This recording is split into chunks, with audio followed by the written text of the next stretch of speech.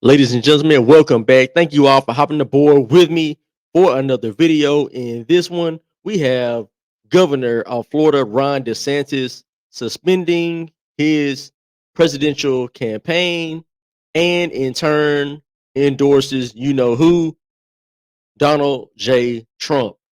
Now, he is the second candidate, all right, on the Republican ticket to drop out of the presidential race and then endorse Trump in just the last week and a half or so.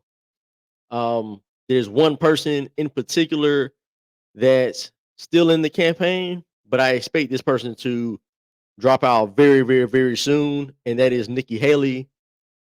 But I'll mention her a little bit later. I'm gonna bring in this clip, all right, from the Hill, and they're going to basically give you the rundown of Ron DeSantis dropping out, and they give their opinions on his relationship with Donald Trump, and they're trying to like create this animosity between the two, but it's just politics. But without further ado, let's check out their clip.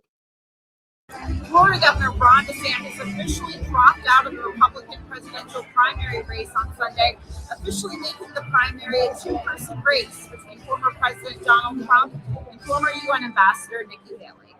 If there was anything I could do to produce a favorable outcome, more campaign stops, more interviews, I would do it. But I can't ask our supporters to volunteer their time and donate their resources if we don't have a clear path to victory. Accordingly, I am today suspending my campaign. DeSantis' exit from the primary marks the end of the rise and fall of the Republican governor, once seen as the most formidable rival to Trump.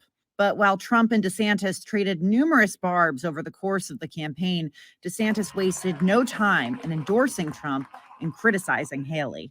Well, I've had disagreements with Donald Trump, such as on the coronavirus pandemic and his elevation of Anthony Fauci. Trump is superior to the current incumbent, Joe Biden. That is clear. I signed. Yo, Joe Biden is our president, ladies and gentlemen. This man right here is our current president. Like, that's still incredible to me. The man that doesn't know where he is half the time, he can't name you the city, the state. He thinks that when he gets done with a speech, that there's somebody standing right to his left or to his right or behind him. He reaches his hand out to shake a hand that of a person that's not there. This man does this consistently. He is our president. Absolutely amazing. That is clear. I signed a pledge to support the Republican nominee, and I will honor that pledge. He has my endorsement because we can't go back to the old Republican guard of yesteryear, a repackaged form of warmed over corporatism that Nikki Haley represents. The Trump campaign has already said they are honored to have DeSantis' endorsement. One of our opponents, very capable person, is dropping out of the race, Ron DeSantis, and in doing so, he endorsed us. DeSantis' exit from the race could ultimately help former President Trump. Oh man, I like that sign right here. I like this sign right here. Look at this. Former President Trump. It says God over government right here. God over government. It's a black and white sign. I love that. In New Hampshire and in other states. All right, and that is from the Hill. Now, that was a very interesting take on the relationship between Ron DeSantis and President Trump. They painted the picture as if Ron DeSantis was supposed to rise to presidential status, but instead has fallen to a place where now he has to endorse Trump. Like, it's interesting because he's still the governor of Florida, though. Like, one of the best run states in the nation. He's still the governor of that state. And they want the people to interpret that by, when Trump was calling Ron DeSantis Ron DeSanctimonious, Like the media would have you think that, oh, these guys can't stand each other. You know, they're they're two faced because when they're running campaigns, he's disrespecting Ron DeSantis, and Ron DeSantis is saying that he'll be a better president than Trump and whatnot. But then when Ron drops out of the campaign, he turns around and endorses President Trump. They're trying to make that seem like that's a weird scenario, but that's politics. It's a competition, right? It's no different than on the Democrat side when you have Hillary run against Biden or against Bernie Sanders. You've got you know uh Biden running against who knows who's on the Democrat side, because they don't really even talk about who's running. Like they it's almost like there's nobody over there even running against him. But there are some people, by the way. Um, but it's like on the Democrat side, they have the same competition going on. That's what it is. It's like when you go to a boxing match, or you're getting ready for the boxing match, the boxers will meet up, have their suspenseful uh promotion time, right? Where they're talking mess back and forth. You're just building up the suspense. You're building up the fanfare. People want to, kind of see that drama unfold. And then when y'all get in the ring, now you got to show up and show out, right? You got to put up or shut up. And it's like when it comes to politics, it's similar. It's competition. Like you can go hard at somebody during the race, right? Because you got to put yourself to a certain level. But then when you realize, hey, there's no path for me to win this election, and then you say, hey, he's the best for the job. That's the guy. I support him. Nothing wrong with that. Nothing is wrong with that. It's just it's crazy. But they do that to the Republican side, not the Democrat side. Another thing I want to mention, they showed Nikki Haley in this clip. Nikki Haley does not have a shot at being the next president. Not going to happen. Okay. Number one, we're not ready for a female president. We just aren't ready for that. It's not going to happen anytime in the near future. But the Democrat side is pushing Nikki Haley to the forefront because she's the closest candidate to the Democrat Party without being a Democrat. Okay.